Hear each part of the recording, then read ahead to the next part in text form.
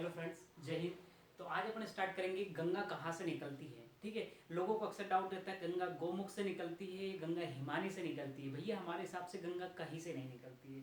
ठीक है, आज हम गंगा का कंसेप्ट पूरा क्लियर करेंगे। इसी तरह से हम वीडियो बनाते रहेंगे। अगर आपको मेरा वीडियो पसंद आता है तो शेयर और लाइक जरूर करिएगा। चलिए स्टार्ट करते हैं। तो गंगा कहाँ से निकलती है? गंगा कहीं से नहीं निकलती है, गंगा निकलती नहीं है, गंगा बनती है। ये क्लियर आपको हो जाएगा। तो चलिए स्टार्ट करते हैं कि सन 2000 में उत्तर प्रदेश से उत्तराखंड अलग हो गया था।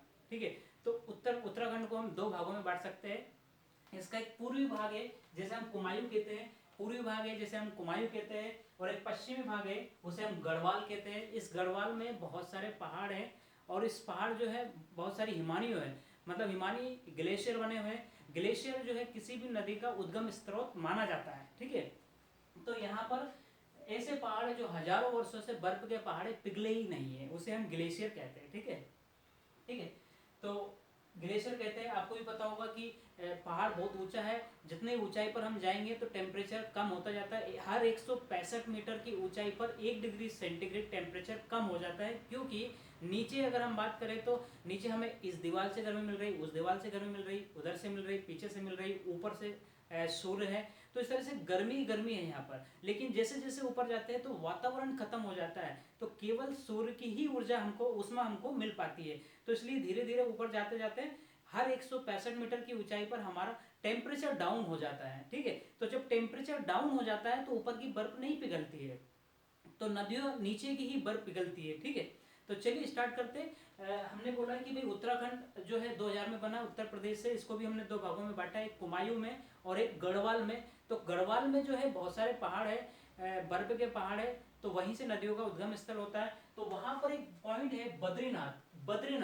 बद्रीनाथ में एक संतोपत हिमानी है, एक हिमानी, हिमानी मतलब बर्फ, ग्लेशियर। तो वहां पर एक नदी निकलती है जिसका नाम है विष्णु गंगा, है ना। संतोपत हिमानी से बद्रीनाथ में एक बिंदु है, बद्रीनाथ से संतोपत हिमानी से विष्णु गंगा निकलती है। एक नदी और आती है इधर से, वो है धौली गंगा नदी। ये दोनों नदियां जब मिलती है तो इस जहां मिलन, देखिए नदियों का जब मिलन स्थल होता है उसे हम प्रयाग कहते हैं। तो जब दोनों नदियां आकर मिलती है तो इसे हम कहते हैं विष्णु प्रयाग, है ना। विष्णु प्रयाग समझ गया। धौली गंगा और विष्णु गंगा के मिलन स्थल को कहते हैं विष्णु प्रयाग। अब भूगोल में एक बात कंसेप्ट याद रखिएगा, जब दो नदियां आपस में मिलती है और उस समय दोनों की गहराइयां बराबर होती है तो उन दोनों नदियों का नाम खत्म करके एक नया नाम नदी का रखा जाता है। या फिर दूसरी बात है कि एक नदी की गहराई बहुत ज्यादा है, एक नदी की गहराई कम है। जब ये नदियां आपस में मिलती है तो जिस नदी की गहराई ज्यादा है उसी नाम की नदी से आगे बढ़ती है। जिस नदी की गहराई ज्यादा होगी उसी के नाम से नदी आगे बढ़ेगी, जो गहराई कम है वो नदी वहीं खत्म हो जाएगी। तो चलिए कॉन्सेप्ट याद रखिएगा, स्टार्ट करते हैं, है ना। तो आपने पॉइंट देखा, कौन सा प्रयाग देख लिया? विष्णु प्रयाग, है ना। विष्णु प्रयाग हो गया। अब दोनों नदी जो बनती है, इस नदी के दोनों की समान लगभग गहराई बराबर है। अगर दोनों की गहराई बराबर है तो फिर इस नदी का नाम पड़ा जाएगा अलकनंदा नदी। अलकनंदा नदी किसके बाद मिली? विष्णु गंगा, धौली गंगा मिलने के बाद कहाँ मिली? विष्णु प्रयाग में मिली। विष्णु प्रयाग के बाद इस नदी का नाम अलकनंदा नदी हुआ है। ठीक है, अलकनंदा नदी कहीं से उत्पन्न नहीं हुई, दो नदियों के संगम से नदी बनी है, ध्यान रखिएगा। ठीक है, चलिए आगे बढ़ते हैं। तो आगे जब बढ़ते हैं तो इधर से आती है मंदाकिनी नदी, नंदाकिनी नदी, है ना। इधर से कौन सी नदी आती? नंदाकिनी नदी। ये नंदाकिनी नदी अलकनंदा से जहां पर मिलती है उसे कहते हैं नंद प्रयाग। अलकनंदा नदी बहुत गहरी है और नंदाकिनी नदी कम गहरी है। बोला तुम यहीं रुको, हमारे नाम से नदी को आगे बढ़ने दो। ठीक है, क्योंकि गहराई अलकनंदा की ज्यादा है। तो ये कौन सा प्रयाग हो गया? नंद प्रयाग। नंद प्रयाग किसको कहते हैं? आप समझ जाएंगे कि नंदाकिनी नदी अलकनंदा से जहां पर आके मिलती है उसे हम नंद प्रयाग कहते हैं। ठीक है, और भी आगे बढ़ते हैं। ये नदी अभी अलकनंदा ही आगे बढ़ रही, बहुत गहरी नदी है ये। ठीक है, फिर एक नदी आती है पिंडार नदी। पिंडार नदी अलकनंदा से जहां पर आगे मिलती है उसे हम बोलते हैं कर्णप्रयाग। समझ में आएगा? कर्णप्रयाग। पिंडार नदी अलकनंदा से जहां पर आके मिलती है उसे बोलते हैं कर्णप्रयाग। ठीक है, अभी भी पिंडार नदी की गहराई बहुत कम है अलकनंदा की तुलना में, इसीलिए मैंने पहले ही बोला था जिस नदी की गहराई ज्यादा होगी उसी के नाम से नदी आगे बढ़ेगी। तो अभी भी नदी क्या होगी? अलकनंदा नदी होगी, ठीक है, अलकनंदा नदी होगी। फिर उसके बाद में एक यहाँ से केदारनाथ से एक नदी निकलती है जिसका नाम है मंदाकिनी नदी, है ना। केदारनाथ से कौन सी नदी निकलती है? मंदाकिनी नदी। ये नदी जब अलकनंदा से आके मिलती है, अलकनंदा नदी से आके मिलती है, तो जिस पॉइंट पर मिलती है यह संगम स्थल क्या कहलाता है? हमारा रुद्रप्रयाग कहलाता है, रुद्रप्रयाग कहलाता है, ठीक है। अभी भी देखिए ये बोला मंदाकिनी नदी की गहराई कम है, अलकनंदा बहुत गहरी नदी है, उसी के नाम से नदी आगे बढ़ेगी। अभी भी ये अलकनंदा के नाम से आगे बढ़ रही है, ठीक है। फिर एक और नदी निकलती है उत्तरकाशी जिले के, बहुत इंपॉर्टेंट याद रखिएगा, क्योंकि उत्तराखंड में इसी नदी को गंगा कहते हैं। उत्तरकाशी जिले में गंगोत्री नामक स्थान से, और उसमें भी एक फिक्स पॉइंट है गौमुख से एक नदी निकलती है जिसका नाम है भागीरथी। इसी भागीरथी को उत्तराखंड के लोग जो है गंगा नदी कहते हैं, ठीक है। आप समझ गए होंगे, आपने देखा होगा कि गौमुख से नॉर्मली आपने देखा होगा छोटे मोटे एग्जाम में अगर आपसे पूछा जाए गंगा कहाँ से निकलती है तो आप भी गौमुख लगा दीजिए, क्योंकि उत्तराखंड के इसी को मानते हैं, ठीक है। लेकिन सच्चाई ये कि ये भागीरथी नदी है, ठीक है।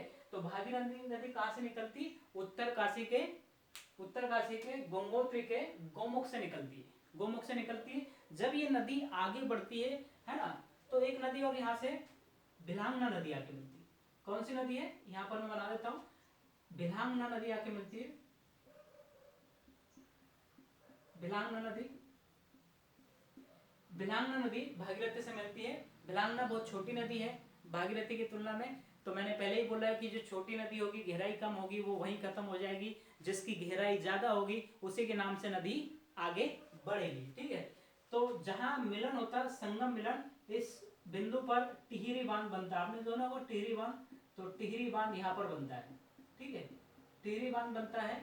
अब ये नदी और आगे बढ़ती है तो ये अलकनंदा नदी से आके मिलती है, देवप्रयाग में आके मिलती है। जब अलकनंदा नदी है ना, और अलकनंदा नदी और भागीरथी नदी जब आपस में आके मिलती है तो लगभग दोनों की गहराई समान होती है। तो जब गहराई समान होती है तो किसी के नाम से नदी आगे नहीं बढ़ेगी, एक नया नाम दिया जाना चाहिए, क्योंकि दोनों की गहराई समान है। तो जब अलकनंदा और भागीरथी नदी समान कहाँ मिलती है? देवप्रयाग में मिलती है। देवप्रयाग के बाद उस नदी का नाम गंगा नदी होगा। अब आप समझ गए होंगे कि किस प्रयाग के बाद गंगा नदी नाम होगा। तो अब ये गंगा नदी बन चुकी है, देवप्रयाग के बाद गंगा नदी बन चुकी है। अलकनंदा भी खत्म हो गई है, भागीरथी नदी भी खत्म हो गई है, ठीक है। अब ये नदी आगे चल के ब्रह्मपुत्र नदी में मिल जाती है, ठीक है। तो अब आपने सुना होगा पंचप्रयाग कौन सा? पहला प्रयाग हमारा विष्णु प्रयाग है। यहाँ देखिए पंचप्रयाग, पहला विष्णु प्रयाग है, नंद प्रयाग है, कर्ण प्रयाग है, रुद्र प्रयाग है, देव प्रयाग है। देव प्रयाग के बाद नदी का नाम गंगा नदी होता है, ठीक है। तो आप ये समझ गए होंगे कि भाई गंगा नदी कैसे बनती है, क्या है। अगर मेरा वीडियो आपको पसंद आया है तो कृपया करके इसे लाइक करें, शेयर करें, और वाकई में पसंद आ रहा है और भी आप इसी तरह के वीडियो चाहते हैं तो कमेंट करें, ताकि हम इसी तरह से सारी नदियों का, अभी तो हमने सिर्फ आपको डेमो दिया है, कहाँ से निकलती, कौन सी नदी कहाँ से निकलती है, कहाँ जल गिराती है, ये फाइनली जाके कहाँ गिरती है, पूरी तरह से किस डिस्ट्रिक्ट से निकलती है, सब कुछ डिस्कशन करेंगे। अगर आपको वीडियो पसंद आता है तो कमेंट करें, शेयर भी करें, है ना, ताकि हम और भी वीडियो इसी तरह से बनाते रहे। Thank you for watching.